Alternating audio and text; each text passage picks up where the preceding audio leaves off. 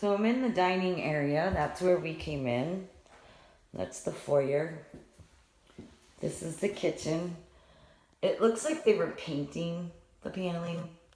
Looks like in there they tried wallpaper.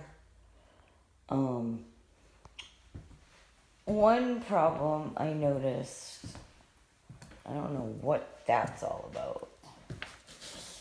That's real stone. But right here, where all these cracks are, is a big hump in the floor. And it's probably, they're doing a stone background. Oh, that's vinyl.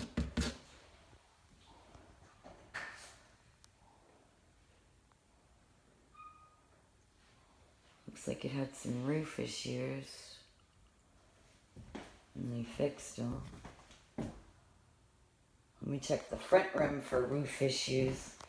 Because I noticed that it was peeling up. Say hi to Tom. No, don't say, Say hi, Tom. Tom's a local. He's my friend. Yeah, I'm a local nutcase.